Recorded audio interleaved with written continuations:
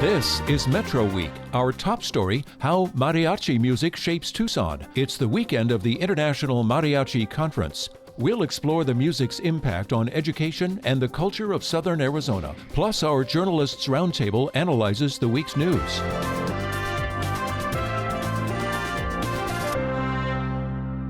Welcome to Metro Week. I'm Andrea Kelly. The International Mariachi Conference is drawing student mariachi groups from all over the country to Tucson to compete and take part in workshops. One group is the 1st through 4th graders at Davis Bilingual Elementary. Don't let their age fool you. These are serious musicians.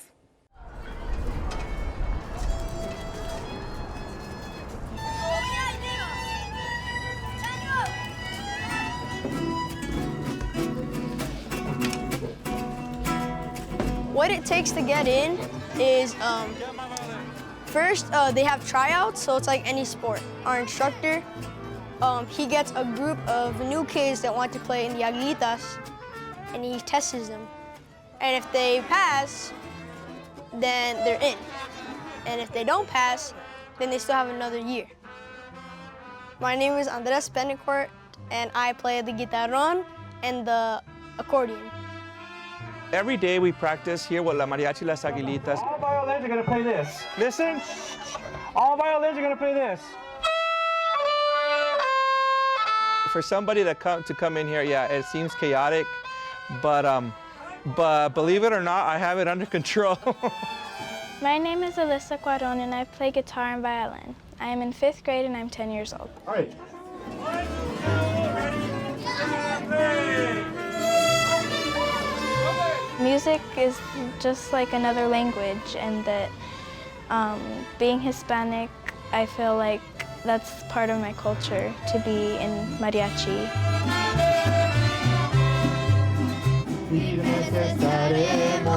Everybody sing me, boys.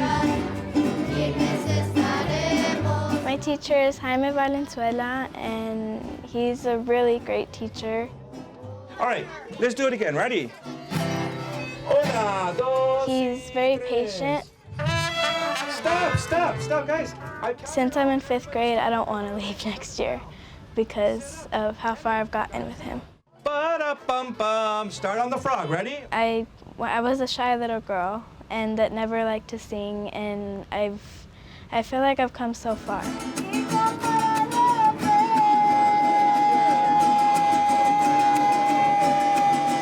Mariachi consists of everything, not only musically, but self-identity, self-motivation, self-esteem. It hits everything. This program got started by my dad, Dr. Alfredo Valenzuela. Started out as a guitar group, and now we're up to 79 members strong. What's amazing about this program is that it's elementary. So you don't see a whole lot of elementary. You see a lot of high school groups, middle school groups, but elementary, it's unique. In 2nd grade, I decided to try out for aguilitas, and I made it. My name is Leanne Cameron. I play violin, and my favorite thing about the mariachi is I just feel like excited that I'm part of it. A lot of the time still he does show us the songs. So I like that because it's a lot easier than reading music. Every possible way that there is to teach music, you see it here at Davis. From reading music to Suzuki method, to learning by ear, to color coordination, numbers. Good teacher finds that way, that path to reach every student. Bum, bum, bum, bum, bum, coming strong, okay? When you're in practice, you can't really do a lot of stuff. It's not it's not fun and games. It's you gotta take it serious.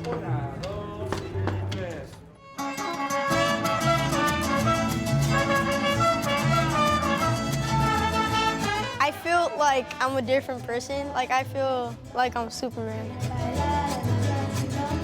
Because once you have your traje on, you just think, wow, I'm gonna be able to perform for people. there's a big transformation. The pride that goes with the mariachi traje. I teach the kids, when you're presented as mariachi with full uniform, the sombrero, the moño, everything, you need to represent, and they got to show their pride, you know? Not so much pride, but just be proud of being part of the mariachi and sharing the culture.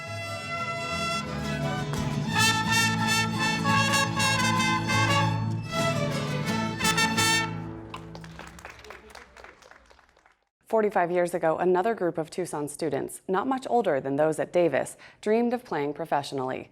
The dream came true. Today, Mariachi Cobre is a famous mariachi band. It has played for presidents, royalty, and audiences all over the world. Singer Linda Ronstadt has been one of Mariachi Cobre's ardent supporters.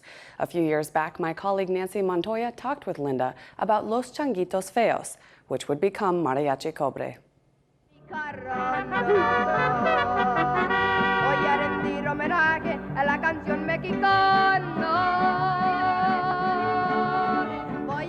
It was some kind of a party we had, you know, out in the backyard at my dad's house, and they were there, and they were very young.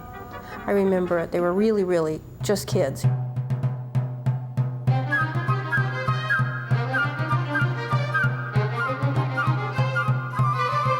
About 1976 that I came through town playing rock and roll.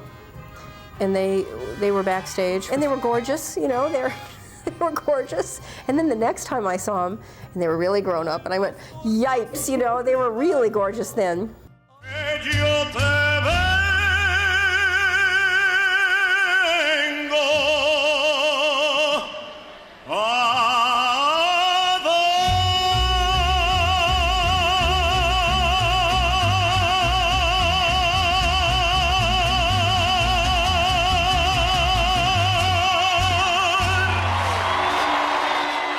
Somebody said to me, you never know how good somebody is until you play on stage with them, you know. I knew they were good, but I went back to Florida and we rehearsed for something.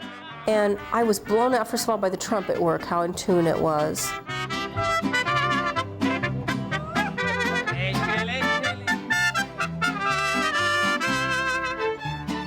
How conscientiously they had learned all my arrangements, just they had to perfection. You know, I mean, they really are equal to any classical musician I've ever worked with or any pop musician.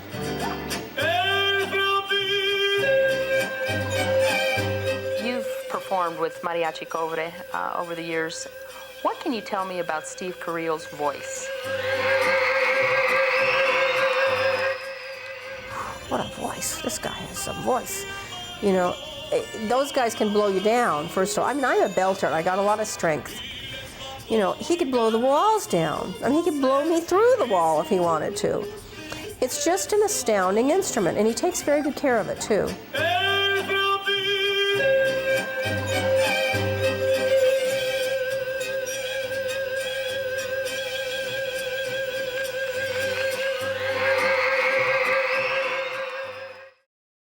Nancy Montoya invited Mariachi Cobre to join her in the studio. Brothers Randy and Steve Carrillo started the band 45 years ago, and they'll play at the International Mariachi Conference this weekend.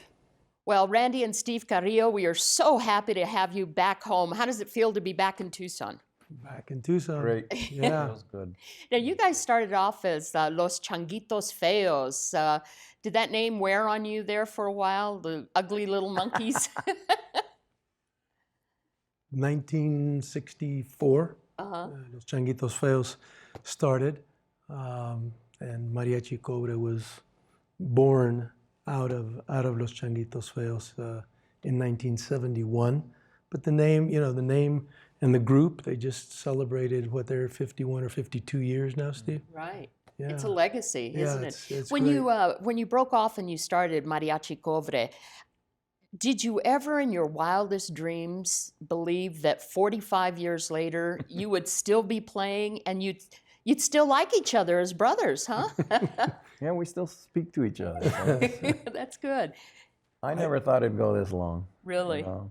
But I always wanted to play music, so I've enjoyed it. Now, you've been at Epcot Center now. Tell me what that's like.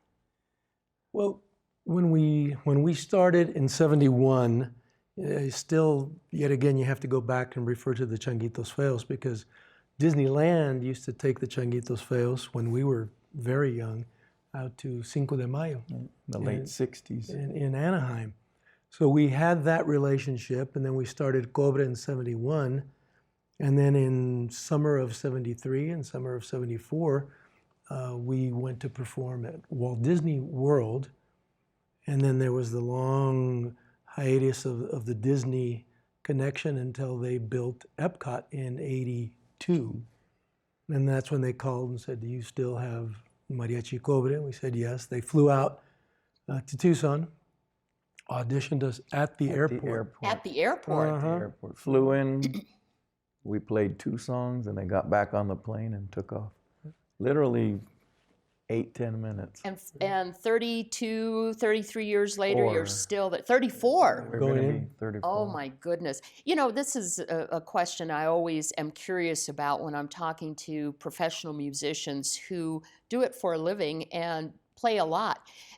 Does it wear on you? Does it get tiring for you? How do you get up for every show? You're doing, what, 30 shows a week? Something like that sometimes? 35. 35 shows. Yeah, How do you stay up that whole time? 5 days a week, seven shows a day.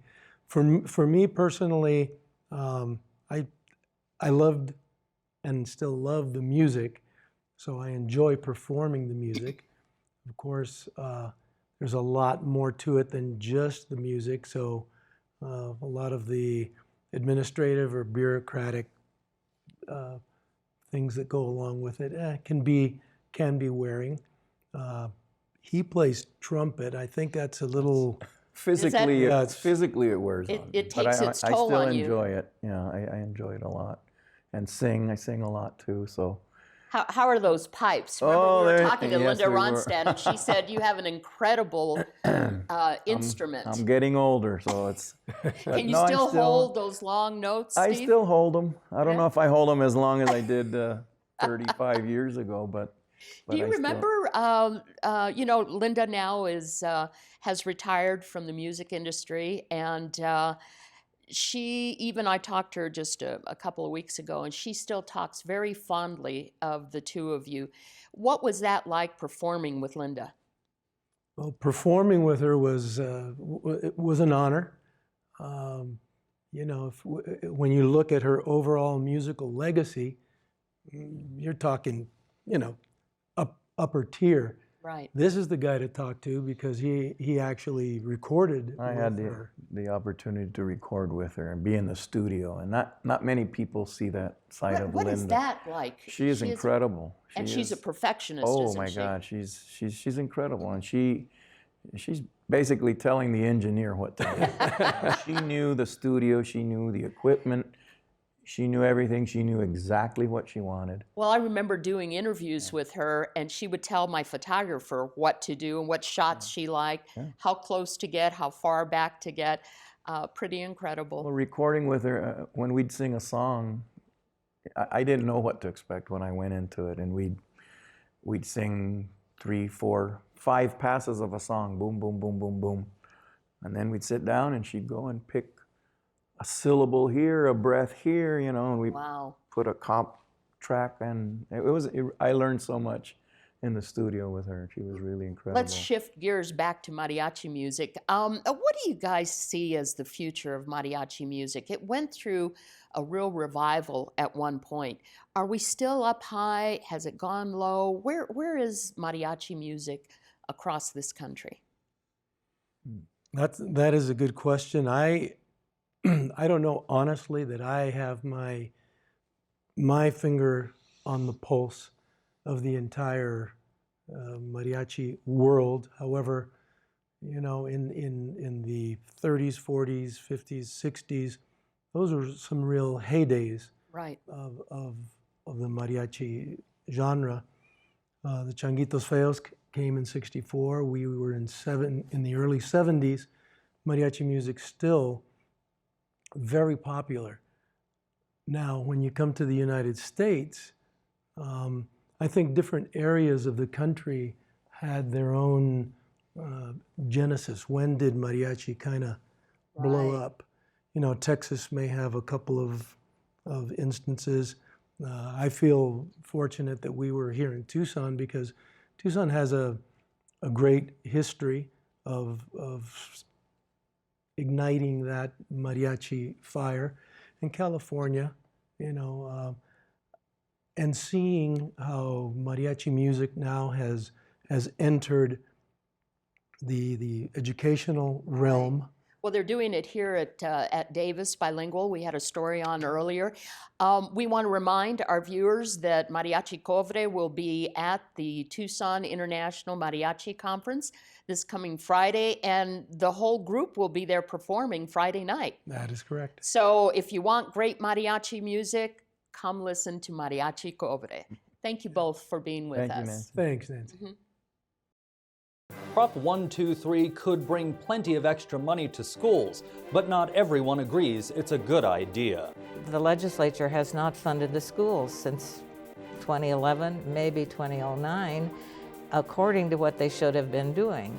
Now, I have to follow the law. We feel the legislature and the governor are not following the law.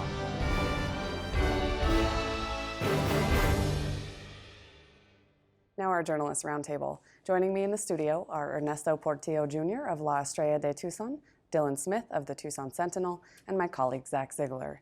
Let's stay on the topic of mariachi. Let's in fact, do that. Even Mariachi Cobre. I want you to talk about how that specific band changed or contributed to the culture of Tucson. Well, let's go back a little further to Changuitos Feos. Okay. We saw the segment. Both groups create this cultural awareness, this yearning for more mariachi music. It coincides with the Mexican-American Chicano civil rights movement of the 60s and into the 70s. And it spreads across the country as more youth groups are created, not just in Tucson, but across the country, California, Texas. And today you see a number of kids groups, youth groups, in places that we may not even expected some years ago. North Carolina, Washington State. So again, it just helps spread the music of mariachi across the country. Now, we obviously did our story on the kids at Davis Elementary, but you talked to the Pueblo High School mariachi students. What does it mean to them to be part of that? It's part, again, of that cultural pride of representing your community, representing the music, but also for the kids at all high school levels. It's an entryway into college. This is not anecdotal. There are studies that show that the students at mariachi, who are, if you want to talk about in athletic terms, they are musical athletes because they are constantly performing and practicing and having to maintain good grades. And many of these kids go on to the university and colleges and take their music with them to where they go. And I'm curious, how often are these students, do you hear from them, the only things that I had were, as far as musical possibilities, were maybe jazz band, marching band, classical. This is an entirely different genre. Does that kind of help draw more people in and appeal to them? Well, it does. Some of these students may not participate in the traditional musical programs at their high schools, or they may come out of orchestra, but the mariachi programs themselves at the high schools, whether it's Tucson High, Sunnyside, Desert View, or Pueblo, is a complete program that is almost, I don't want to say self-sufficient, but they generate funds for the program to buy their trajes, their outfits, to do, again, constant touring in Tucson and other parts of the state. Aslan from Pueblo High recently was at San Francisco performing for a bilingual education conference. Again, tying in culture to education, the mariachi youth movement has been very integral in this. One of the things I find most interesting is that mariachi has not been sort of sidelined into being a niche art form like jazz has. What's happened with jazz, where it's not a part of our everyday experience. Kids still play it in school. It's still considered, something good for them to do. But it's, you don't run into people playing jazz all over the place. At least here in Tucson, right. You run into mariachi music every day. At social events, community events, parties. You want to party? Go hire a mariachi band. It's not just a high art form. It's everyday music. And that's part of the culture. But again, mariachi music in itself is a pure high art form. Linda talked about it in the segment, how the well-trained mariachis are comparable to classical musicians. How does that differ with how mariachi is perceived culturally in Mexico? Well, ironically, the music is probably more popular here among communities of young people. Mexico doesn't have the infrastructure to provide within its schools, but also within Mexico, it's seen as a folk music. While they're very proud of their mariachi music in Mexico, the birthplace of mariachi music, it doesn't seem to have the cachet that it does in this country. And you know, it's not that, again, it's not rejected, but it's just it's not integrated. relevant. It's not as doesn't permeate the society and the communities again through the schools as it does here.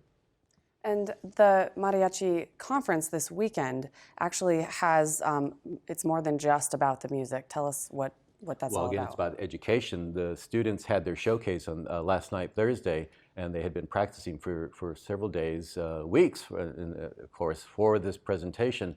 And going back to those changuitos feos in Cobre, it is because of Steve Carrillo in Cobre that the Mariachi Festival, now in its 36th year here in Tucson, was created.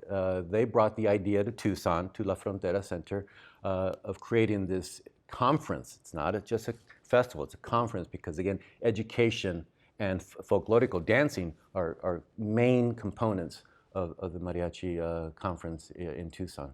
And you mentioned La Frontera, that's a behavioral health agency that benefits from the proceeds. That's their principal fundraiser and has been the name sponsor for the conference for, again, 36 years. Since it started. All right, I'm going to switch a little bit over, well, a lot over to politics, Dylan. I would love to keep talking about mariachi, but I think we need to make sure people know there's an election coming up as well. Ballots went in the mail this week for May 17th. What are people voting on? Education, actually. Not so much of a change. In part, yeah, I guess we don't stop having elections in Arizona. It just, really, we could build an industry around this. But will everybody get to vote, though? This time around, yes. Well, actually, everybody can vote in this special election, which is actually scheduled for next month, but because early voting starts 30 days beforehand, you can already cast a ballot, and we should be talking about it already. So and Prop 123. Prop 123 is a measure that was placed on the ballot to fund schools. It's part of a settlement in a really long-running court case about how the legislature essentially refused to do what voters had told them to do, which is to fund education to keep up with inflation. And this is sort of a partial payoff of what was owed and some money going forward. It's got a whole lot of moving parts that we probably don't even have time to get into, but the high points of it would be that it takes money out of the state land trust fund, which is mostly dedicated to funding schools over the very, very long term. And it'll increase the rate of money being pulled out of that fund.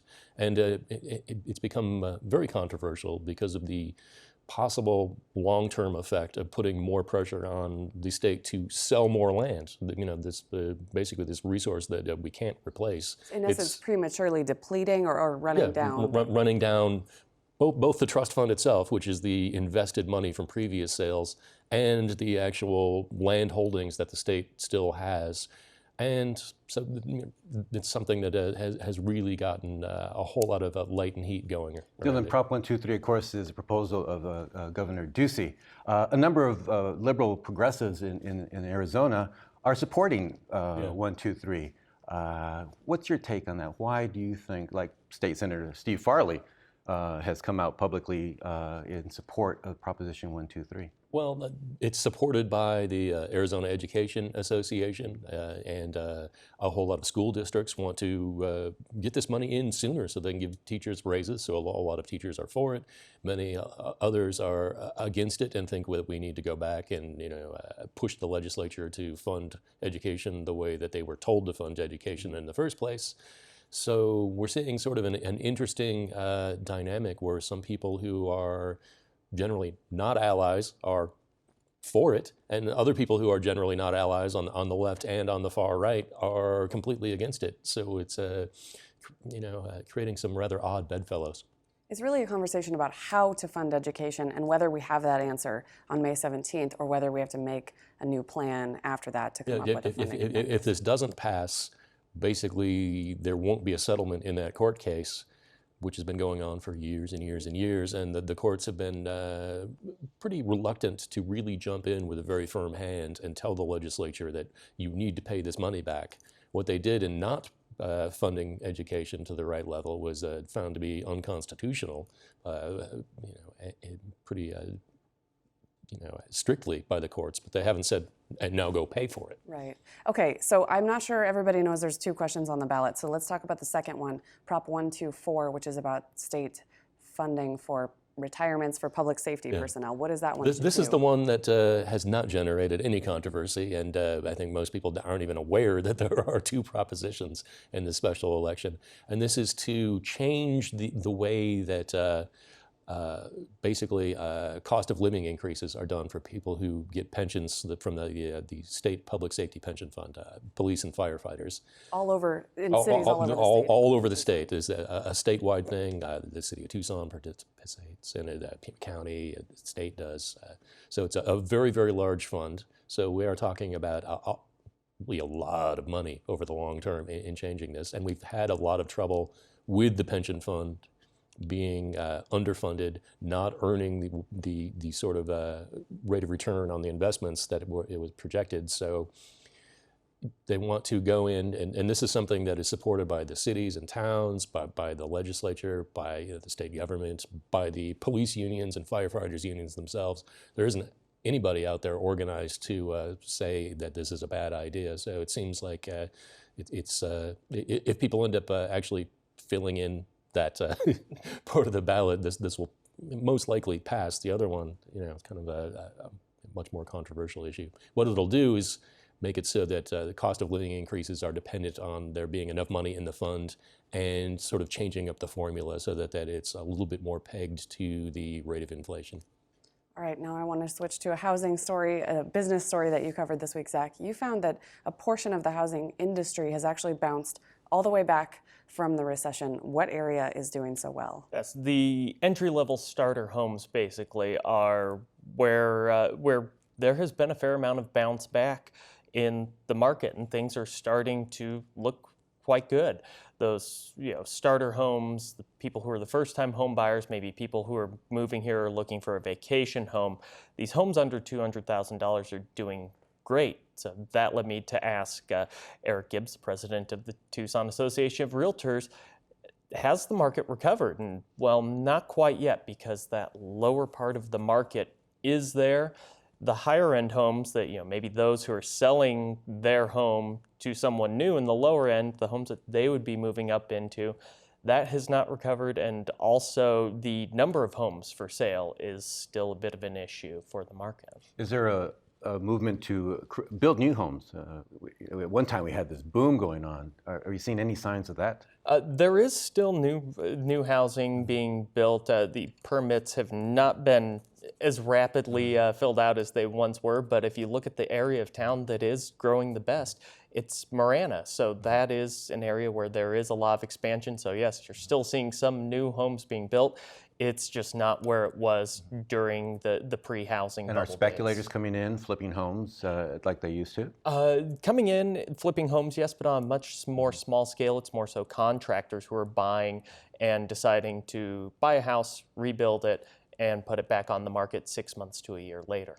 Zach, in our last 20 seconds, are we out of the recession then in terms of housing? Not quite yet, but within the next year, Gibbs is very hopeful that the pace that we're on, things are looking very solid. Maybe in the very near future, we will be able to say, yes, this market has recovered. All right, we'll keep watching that. But for now, that's our show. As always, join us next week as we discuss the 75th anniversary of Davis Monthan Air Force Base. We'll leave now with Mariachi Cobre singing Nunca Jamás with Nancy Montoya. Por un amor que había, what are the words there? De pagarme así. Sé que te vas, porque tú ya no me quieres. Piénsalo bien, porque me matarás. Now go. Miénteme, pégame, mátame. No. No, something else. We have all those. Mátame si quieres, pero no me dejes. No me dejes nunca jamás. Thank you.